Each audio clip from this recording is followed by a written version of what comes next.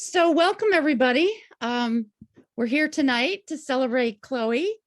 My name is Nancy White. I'm the president and editor-in-chief at the WordWorks, which had the tremendous luck of publishing 10,000 Selves by the woman we are here to lift up tonight, Chloe Martinez. Thank you for joining us in cyberspace to celebrate Chloe's truly celestial and epically earthy poetry. I was tempted to list all the impressive places where she has earned her impressive degrees, an impressive number of them, and her extensive travels in the world of poetry and the world, her many enviable journal publications and the many recognitions she's already gathered into her basket. But I decided that that would take too long because she's really been an extremely busy woman, and that we would love tonight to just focus on her poetry instead. But of course, you can look her up online and do your own gasping at how much she's achieved already. If you're still waiting for your arrival of your own personal copy of the book in the mail, I wanted to just share a couple of short passages from her advanced reviews with you to give you like a little entrance ramp into the book and the conversation about her work tonight.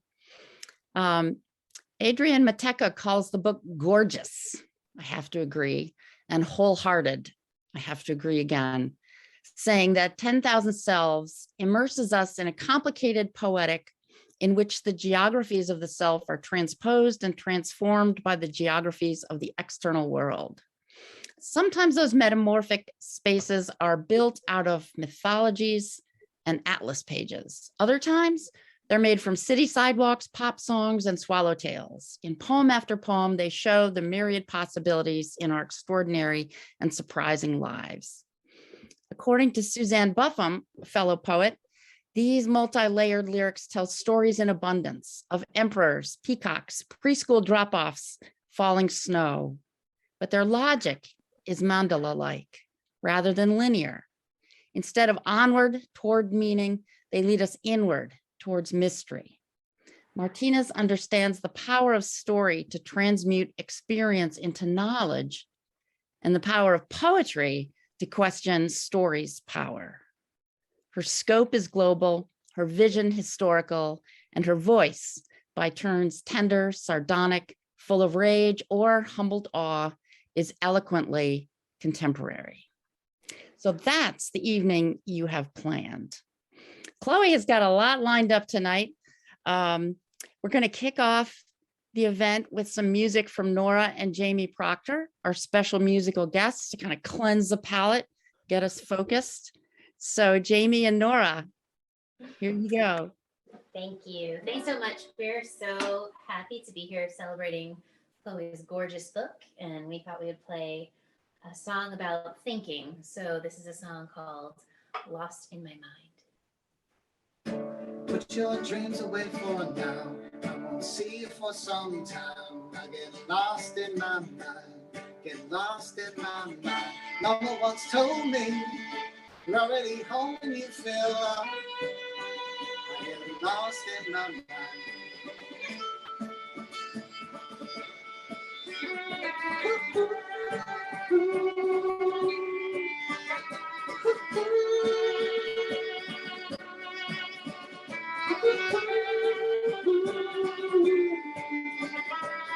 Oh, my brother, your wisdom is older than you. Oh, my brother, don't you worry about me. Don't you worry, don't you worry, don't worry about me.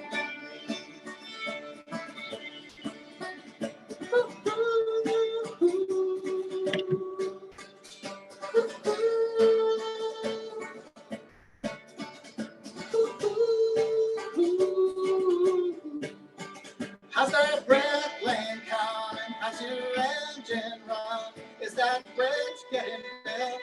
Are your hands getting filled? Won't you tell me, my brother? 'Cause there are stars up above. We can start moving forward.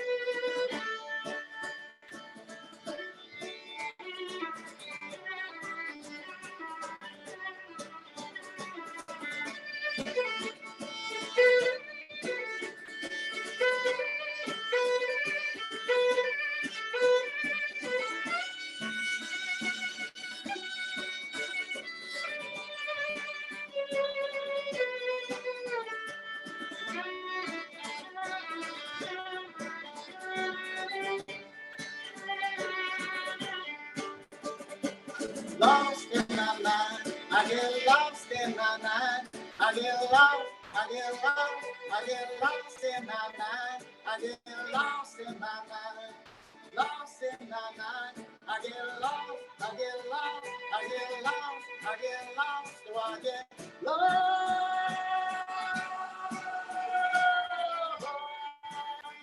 I get lost in my mind, I get lost.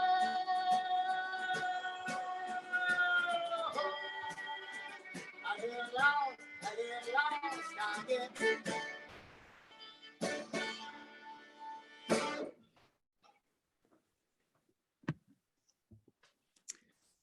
Thank you so much. Thank you. Yeah. Wow, that really helps sort of sweep away the cobwebs of the week, get us in the right mind space to listen tonight to some of the best poetry there is about our quirks and our terrors and the beauties and confusions we navigate every day.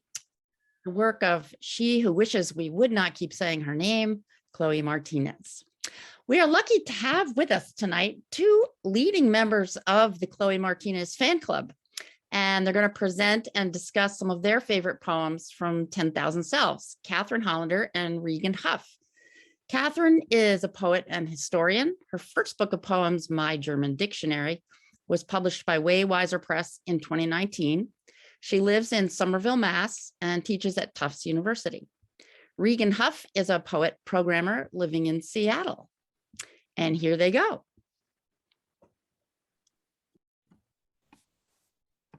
Kate and I like to talk, and we're both really excited to get to talk about some of the things that we love about Chloe's poems and some of the things that amaze us about what she's able to do with poetry.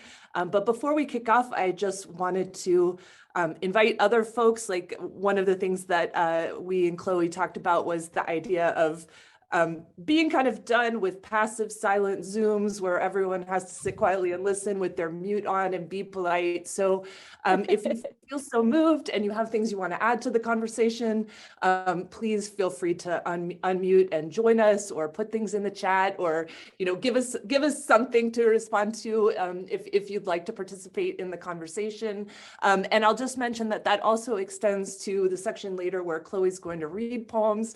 She does take requests, so just keep that in mind, that you have that power in your hands.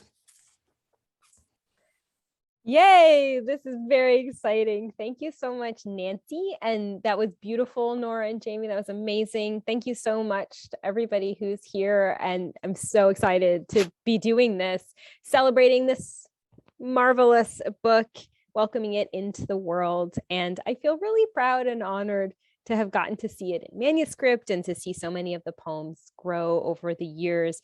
And I'm especially grateful that Chloe had the idea now almost 2 years ago for the three of us to start workshopping together.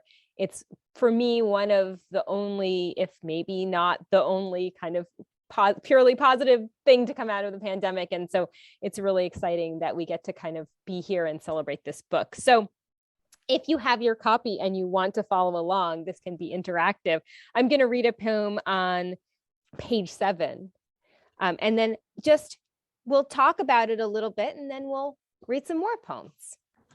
This is Learning Experience. I was traveling alone in India. I was an 18-year-old idiot. When I fell from the moving train, the door opened, someone falling against me, and then my own fall out of the door and onto the concrete platform of Mathura Junction Station. I landed hard, breaking my jaw and several teeth, the crunch sounding inside my head, a sound I would never forget. Years later, when someone asked me to write about a learning experience, this is what comes to mind. The blue silence of the sky, the alarmed faces of passersby, the trains that kept on coming, then going away. I sat bleeding on a bench for a long time. A man gave me his handkerchief that I held against my face. Another man handed me something. Ah, it was my own tooth, and walked away. And how lucky I was. Even when I could not speak, no one put me in a cage. Silent, enraged, I threw the tooth away on the dirty tracks, hoisted my bag with my one free hand, got myself on the next train home. This poem is not really the first poem in the book. That's the lovely poem, The Mirror Room, from which the book gets its name. But it's the first poem in the first section, the second poem in the book. And I think it sets the tone of self-understanding, self-examination, self-deprecation, of humor and defiance, of linking to a larger, flawed and terrifying world, but also to the gratitude and grace and agency. I think that does animate the book. Regan and I have been referring to this one as the one where she throws her tooth. So I love this poem. And Regan, I wonder if you would feel, as I do about this poem, that it's such a good introduction, not just to the themes, but to the tone of the book. We know whose hands we're in going forward, and we know they're good ones. So do you love this one as much as I do? I guess that's my question. I do. Like, I would say, like, the title doesn't give away what the tone is going to be, but by the time you get to I was an 18-year-old idiot, and like, you have some idea. And I think one of the things that I particularly love about this is that it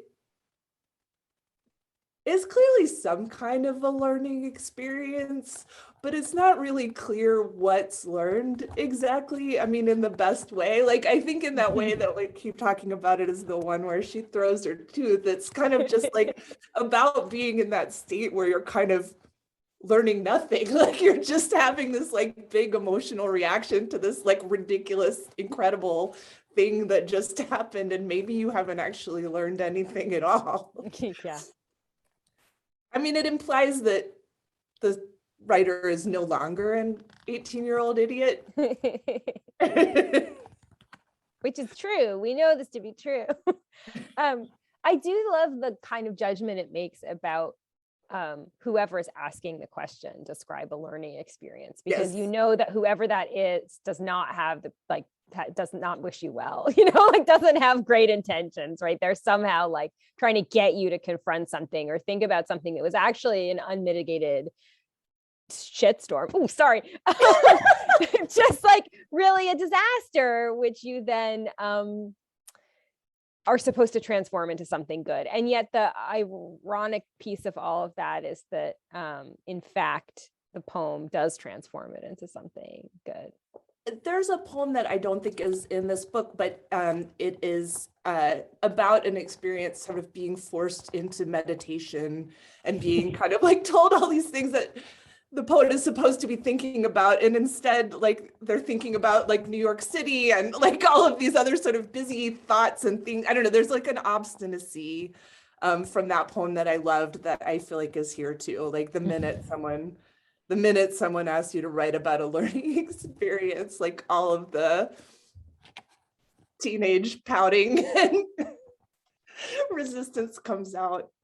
And yet it's that resistance that actually gets the speaker back on the train and makes sure that she's okay. That and the sort of grace of the world, which I think is alluded to in that moment of even when I couldn't speak, no one put me in a cage, which is so beautiful. But it's the kind of combination of luck and strength that I think this book, as well as this poem, is preoccupied with. Yeah. You want to read one, I Regan? do want to read one. Okay, the one I want to read is on page 18. 36 text messages, 16 missed calls. 50 strangers are trying to reach me. They all want to know about 7 boxes of laminate that someone, not me, is giving away on Craigslist. The flooring is somewhere in Sacramento. They leave me their contact info. The inquiries range from casual, hey, my name's Jose, do you still have the boxes, to formal, good evening, I am interested in the flooring. Some of them take a pleading tone. If you still have the flooring, I'll come get it right now. One person says, I need flooring desperately. A lady named Dee writes a warm message signed, thank you very much. Linda writes twice. Ed seems pretty chill. I can take those off your hands. They are in Fair Oaks, Folsom, Citrus Heights. They are ready to come and get all 7 boxes of laminate flooring tomorrow morning, tonight, right now. They've been ready since yesterday, and they don't know why they haven't yet heard back from me. They are friendly, cordial. They have learned my name from my voicemail greetings, so they say, hi, Chloe. Hi, Carly. Hello, Cleo. Hey, Cole. I can hear Cassandra's kids in the background. Everyone's so full of hope. Everyone thanking me in advance. On Craigslist Sacramento, I find my listing. I ask the person who really is offering all that flooring for free to please correct the phone number so that at least one of these 52 people so far, of whom I've become quite fond, even protective, might be able to have what they wish for, gleaming new floors. May we all catch a little free beauty sometimes. May at least one of our earnest, desperate, hopeful calls be rewarded with bounty, with gifts unearned and earned, with free laminate flooring, enough to make one room at least like new. So I heard Chloe read this poem for the first time at an event last year, a virtual event. And it's a funny poem. It's like it's so well paced. It's so it's so deft in its humor, but at that, like, as the poem approached its end, I found myself just weeping. Like, I cried so hard listening to Chloe read this poem. And so I've thought a lot about like what it is about this poem that made me cry. And I think that there's this kind of, I think one of the things that Chloe does really well that I have never been able to do is write a love poem. And I think there's a quality of that here. There's this sort of incredible intimacy that just erupts, like due to this mistake, there's this intimacy that erupts, and suddenly like all of these petitioners are like showing themselves to the speaker and having this, you have this sense just of their way of interacting in this situation where there's something that they hope for, that they desire, and they're trying to find like what agency they can possibly employ to get that things. And one of the things that occurs to me sort of thinking about this poem now is that, there's this way that the speaker becomes kind of like a little god. There's, like these petitioners kind of like coming to this being and like wanting this reward of flooring if only they, can petition the god in the right way. And there's a quality to me too that I love in the poem that like this sort of little accidental god then has to petition the real god who like actually has the flooring to like maybe like answer one of these petitioners' requests. And you're put in this position of responsibility, like that somehow you've got to transmit the messages on to the real god so that just one of these prayers might be answered. And I think just that sense of like both intimacy and kind of like responsibility and care for these strangers. I'm tearing up again now. It gets to me every time. Amazing that a poem about text messages and missed calls is really a poem about intercession and kind of like Let's not forget the laminate flooring. and laminate flooring, which I have to tell you, I don't even really know what it is, but I can understand why people are so desperate to have it. I mean, there's Some something. of them might not know what it is either, but it's free and there's a They lot want of it. boxes of it. And Yeah. Hey, Cole. I just need this flooring. I just need this flooring.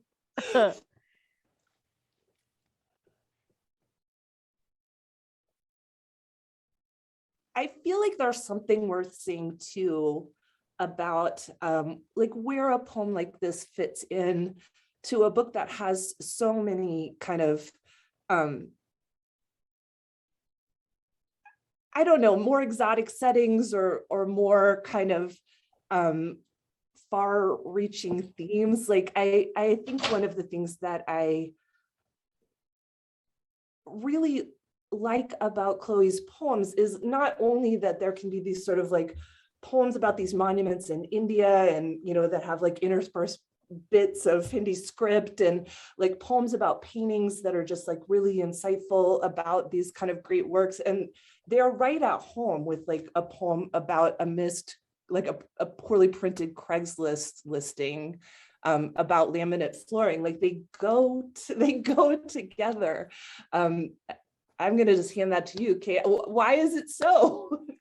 Well, I don't know for sure, but one of the poems in the book that is maybe my very favorite, and maybe we'll get to it and maybe we won't depending on the time, but is the poem. Well, I mean, there are many poems in this book that I love, but one that I love is the God structure. And I think it's the most astonishing for me of Chloe's poems because it makes these moves that I've read it so many times and I don't understand how is it mechanically that this happens. I mean, it's just really masterful, but the poem is based, or maybe not based, but sort of springs from and alludes to a misspelled product review on the internet. And yet it is one of the most moving and I think masterful poems that I know. I mean, really, it's just, to me, it's just a masterwork. I love it so much. And like, then I also tell my students, you know, like you can write about anything, you can write about anything. It doesn't have to just be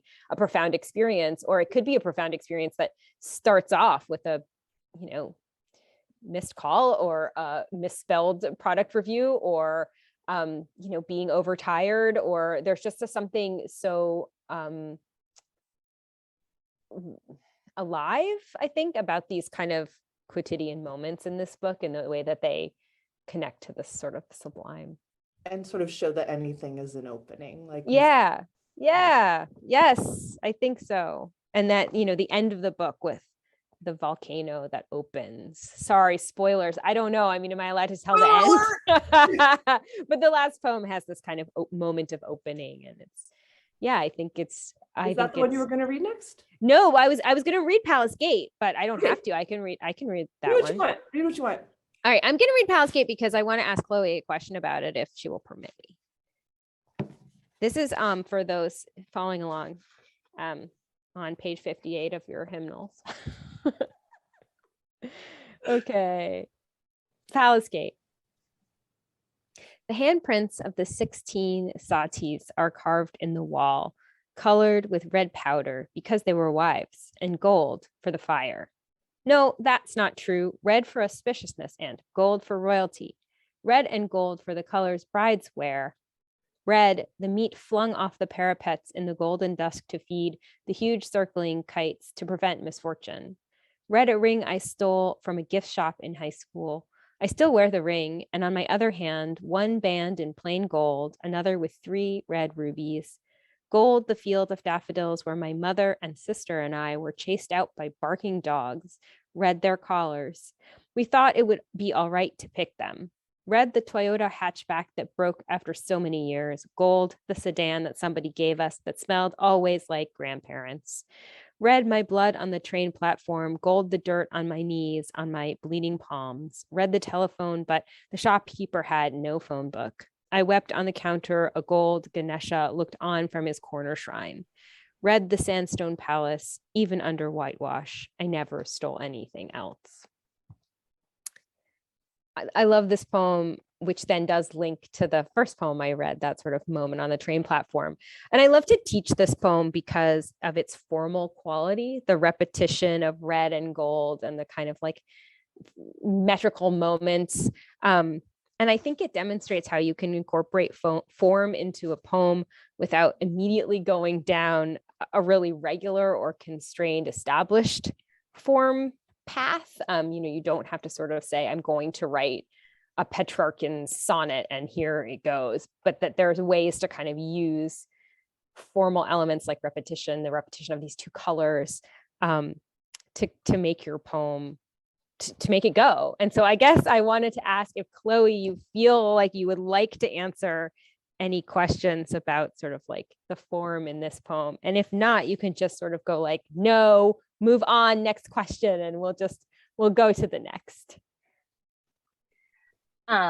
Sure, I'd be happy to. And I just want to say that I love getting to hear you guys read these poems. It's really nice for me because I'm usually the one reading them at readings, and I don't get to listen to them in the same way when I'm the one reading them and making sure I'm, not like tripping up my words. And you both read them so well. And I love the themes that you've been teasing out amongst these poems. I feel like I'm now rethinking, even what they're about. Listening to you both talk about them, I think that it's so interesting how all these poems, which I wouldn't necessarily have thought of as a connected set, are all about like, the missed connection, the mistake, the little entry point that's about something being wrong or off or just screwed up, which is so productive for poetry and is also feels like this thing that we get to do in poems, right? Like we get to write about the screw up, or we get to like not learn a lesson. We get to have an experience and not learn a lesson from it, which is like great, right? The rest of life, we're supposed to learn lessons and fix mistakes and get it right.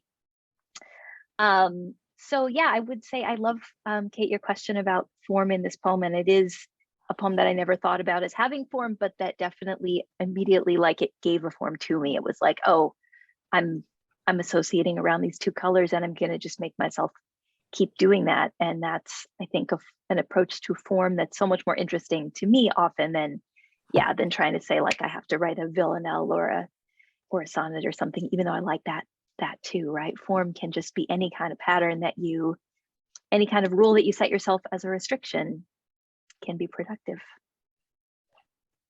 Yeah, and I think it also helps so much to develop the vocabulary or the palette of the poem. This is something I'm thinking a lot about with my students these days, that there is the kind of like one-off image, that the kind of like battery of one-off images, and how do you then actually string them together and have them develop something a little bit more complex that works throughout the poem. And I think this poem is really instructive, a really lovely way of doing that.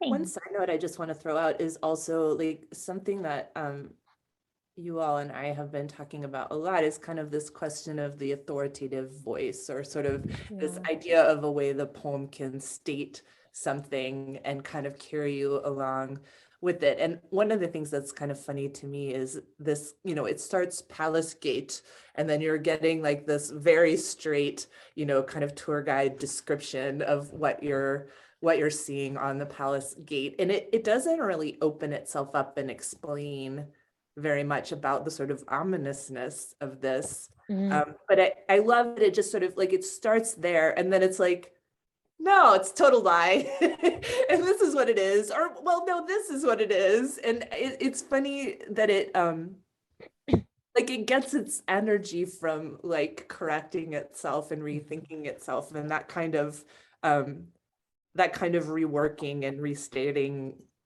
is what I think the authority of the poem comes from. Like it kind of moves from this kind of weird tour guide sound into this like kind of intense personal experience. And I don't know, I love that movement, I guess, from this kind of outer level into this like very authoritative inner level.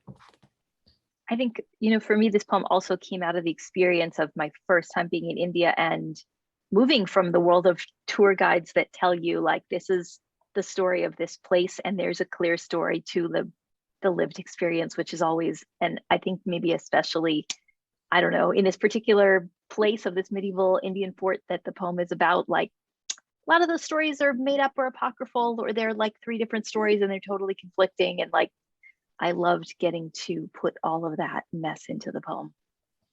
Nice.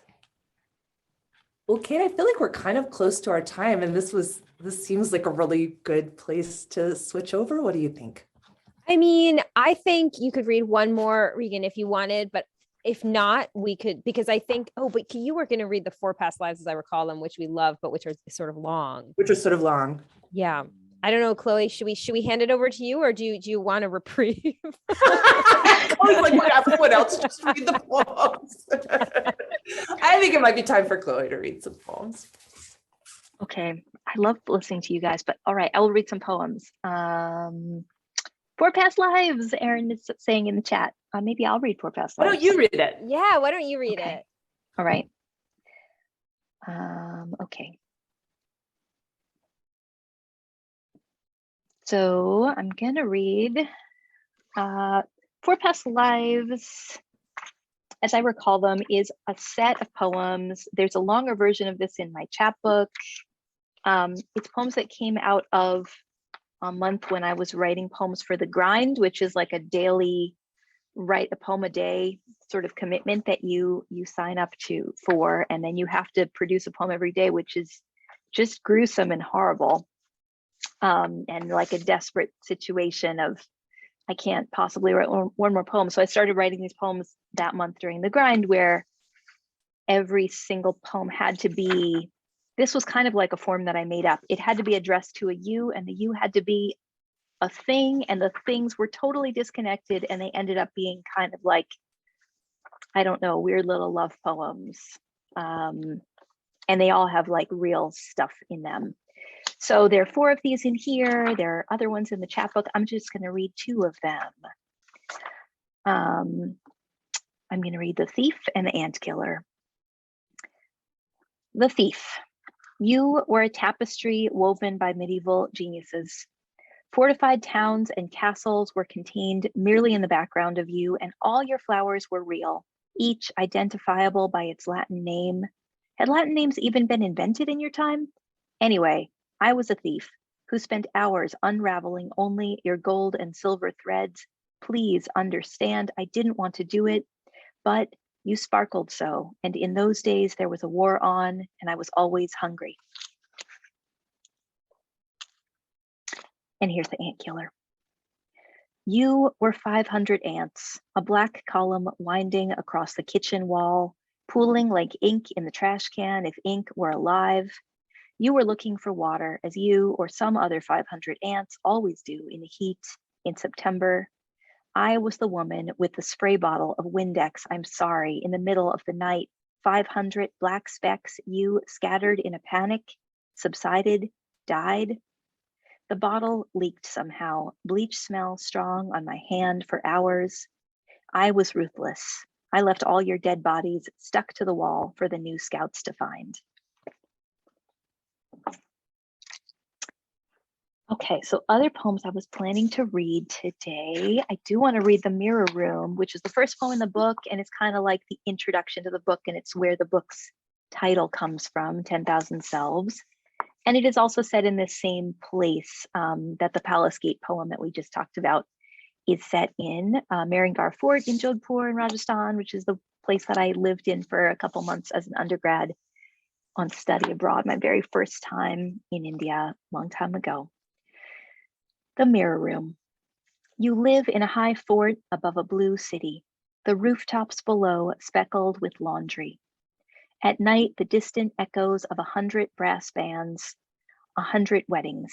The blue of the city is not quite robin's egg, not exactly the blue of chicory. Outside the city is the desert. Don't tell it like a story. It will sound too beautiful.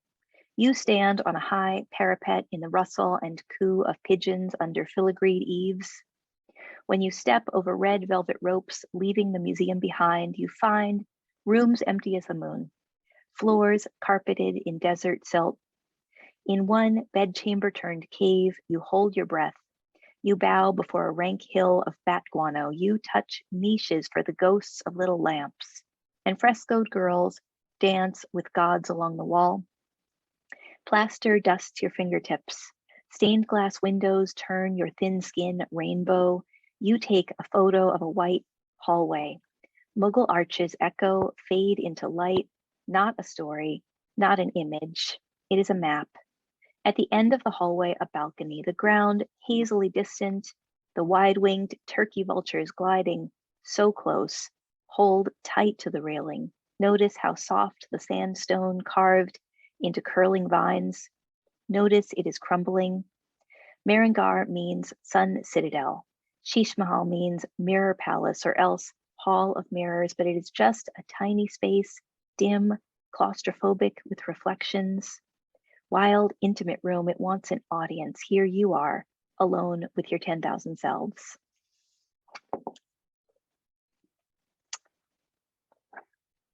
So a bunch of the poems in this book have titles with the word mandala in them.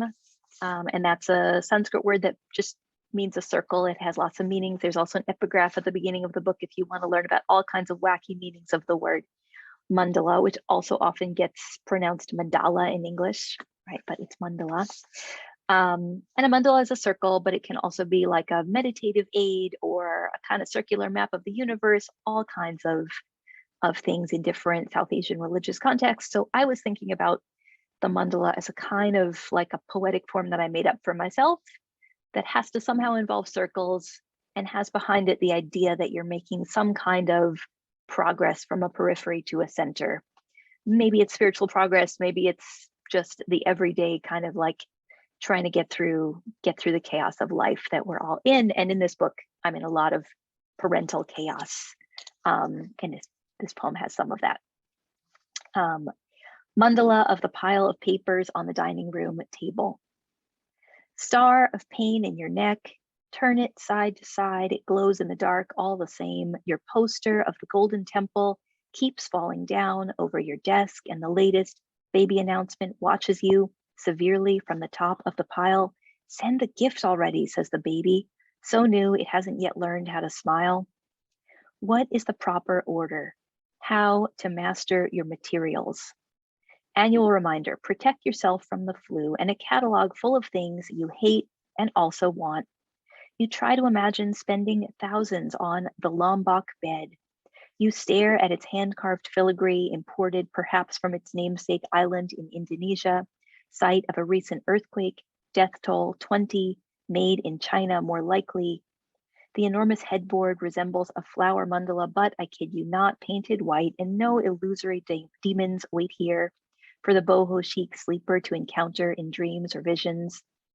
There will be no battle against the senses, no progress from the simple periphery to the inner circle, which contains in some traditions the most fearsome opponents, some dangerously beautiful, others just plain dangerous. The catalog bedroom is light-filled, tidy. A single houseplant hangs from an exposed beam, and a small green bottle of San Pellegrino rests by the bedside. A room you float into, unencumbered by karma, by want, by messy piles of paper. Mandala, a universe map. At its center, enlightenment, which is to say, freedom from causing harm. Move through it by touch, by starlight. Demons may appear. Persevere. Don't look them in the eye. So as I'm reading, I've stopped looking at the chat. So if anybody has a poem request or something you want me to read or something you want to say, just shout it out, or Kate and Regan, let me know, so I don't just barrel along here. But otherwise, I'll barrel along. So we made a little broadside as part of this reading, and Nancy's going to do a raffle at the end. And my father, who's here, wave, Dad, kindly designed and illustrated the broadside. Jamel has a copy with him. We'll have him hold it up at the end. And it's of this poem, so I thought I should read this poem, which is called At Red Bucket Equine Rescue, which is also a poem that came out of tagging along to Amina's mini Girl Scout field trips. And it steals a line from Joy Harjo, great line from a great poem called This Morning I Pray for My Enemies. And the line is, the heart is the smaller cousin of the sun. And you'll hear the line in the poem. Maybe your horse heart was abandoned some time ago. Maybe it was beaten with a broomstick or left to whittle itself down in hunger to a set of ribs rolling under a dull coat. Even our history of violence may be redeemable. The heart waits, hot, dusty, and barely breathing. Go with a bucket, wash the heart gently, feed it up. It will in time grow sleek and healthy again. If it fears you, be infinitely patient. Wait each day with a gift. If it mourns or ruminates on the past, place a long-eared donkey at all times beside it. A donkey is the best helpmate and companion to your bruised heart. Day in and day out together, they seek the shade, they eat. One morning, they attempt a gentle trot around the enclosure. The heart is the smaller cousin of the sun, says Joy. Does it feel heavy? Is it panicky, bucking under your shirt? Have patience. Your heart is at home in your chest. Let it rest there. The burning you feel is not hatred of your enemies, not a reaction to eating too many chilies, not the planet warming, though all those things are there. The burning you feel is your knowledge of everything, your momentous life, your heat, your heart. It all means you mean something. It makes you make meaning. If it hurts, be still a while. Your heart galloping, panting like a herd of wild horses.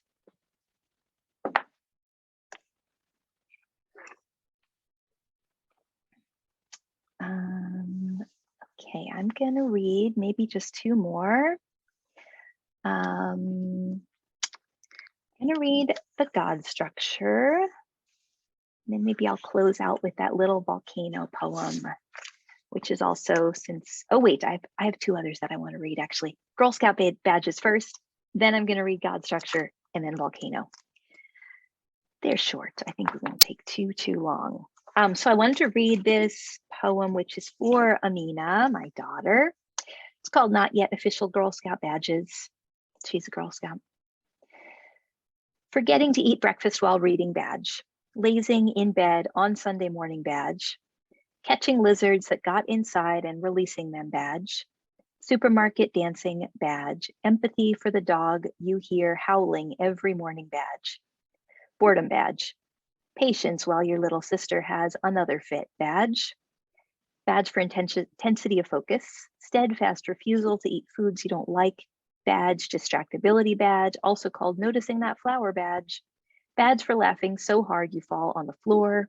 Rolling eyes and returning to book when parents give educational lectures badge. Living in your body badge. Tripping and falling badge. Insisting on your own pronunciation of Mesopotamia badge. Comic book world creation badge. Actual world creation badge. Bedroom door slam badge. Desiring justice badge. Badge of being nervous before the piano recital. Badge of doing it anyway. Sharing dad's obsession with a Pan-Asian mega buffet in Ontario badge.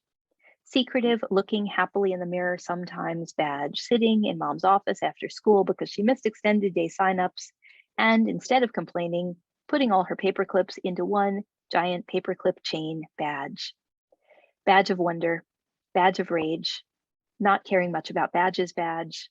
Born just before a snowstorm badge. Being beloved badge.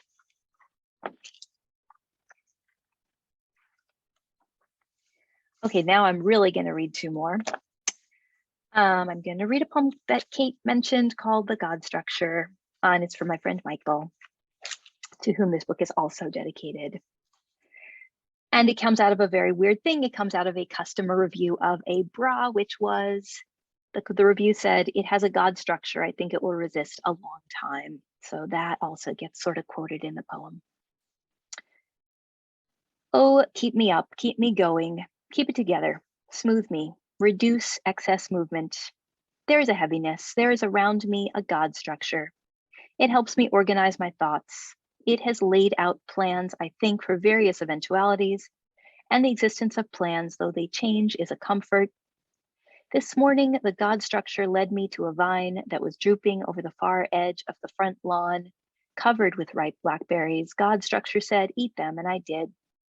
The stain of them still on my hands when I heard that the God structure had also made a disease that is suddenly taking from my friend his body, among other things.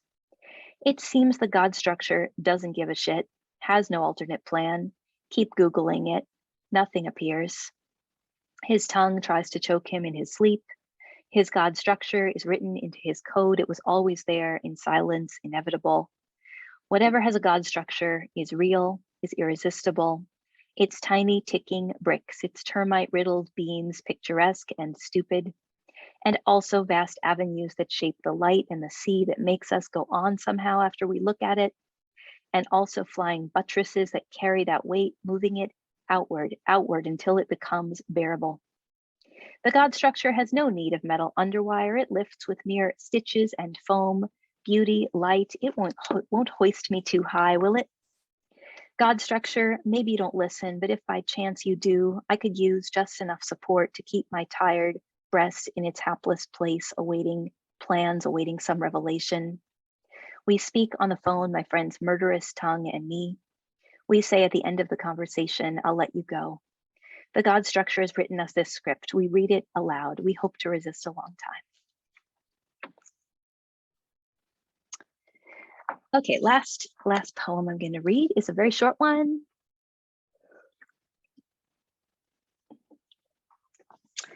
And this one's for Safia because it's it came out of something she did. It's the last poem in the book. And it's a little bit talking back to these ideas about spiritual progress or transcendence, or how do we figure new stuff out. Sometimes, for me anyway, it's just been at home sitting on the floor with my kids. Volcano. No mountaintop, no forest retreat, no cave, no lions bearing witness. You were born into this body, not by accident. If you're gonna have a revelation, let it be here on the living room floor with Safia, who has gotten a piece of paper and with her blue safety scissors, cuts out a door in the shape of a volcano. She says, I'm gonna make the volcano disappear. No holy orders, no bodhisattva vow, no ascetic regimen. She opens the door. Thank you. And thanks so much everybody for being here. And thanks to Kate and Regan and Nancy for your wonderful thoughts and conversation, and Kate and Regan for being my launch aunties. I'm very uncomfortable with being at the center of the room, as you all know. So I was really happy to have you all here with me. Thanks. And yet you're a great teacher. So, center of the room indeed. Oh, that was great. Thank you so much, Chloe. And thank you, Kate and Regan, for letting us in on your thoughts about the poems and getting such a wonderful kind of lemon zest into the conversation. It's wonderful. So we have some drawings to do and then a toast. And what I propose is, if your name is announced as the winner of the drawing, I have all the names in hat here, and the hat says poet, which is, I think, appropriate. I wrote the names down as people logged into the meeting. If you would send me a private message in the chat, then I can save that at the end of the meeting, and mail you out your winnings. So we have 4 broadsides of that wonderful poem at Red Bucket Equine Rescue. And the broadside was created by Chloe's father, Ben Martinez, who is here and has already taken a bow, but still we can applaud him further. So I'll pull 4 names who each will have a broadside sent to them in gratitude for being such a great audience tonight. As you can see, I'm trying not to look and I'm shuffling all the names. And the first winner is Arden Levine. And the second winner is Jessica Goodfellow. And the third winner is Ben Martinez. I think you might already have one. I'll put you back in for the book drawing, but let's pick someone else for the Eileen Lipkin. I hope I'm saying Eileen right. Ellen, Aileen, or Eileen. The hat likes women, I notice. And Jacqueline Block. So 4 winners of the broadside. And if you put your address as a direct message in the chat, we'll get those out to you. And we have 2 book bundles. One of them is what I call our globetrotting bundle this evening. And in honor of all of Chloe's travels and the incredibly wide world that her poems range, we have poems here that will take you to every continent but Antarctica by Chloe's fellow pressmates from Tanzania, Kenya, Israel, Uruguay, Korea, Italy, Russia, and Iraq. So it will take you traveling, and I will send those books out to Geneva Stone. Yay. And then the other bundle is, this is a sibling bundle. These are all the other books that were published in 2021 with Chloe's books. So these are all her siblings. And include in your address message, if you don't have Chloe's book yet, I'll include one of those, but I'm just assuming that everybody here, of course, has one already. So these are books by Meg Carney, who's in the audience tonight, and Barbara Goldberg's New and Selected. She's in the audience tonight.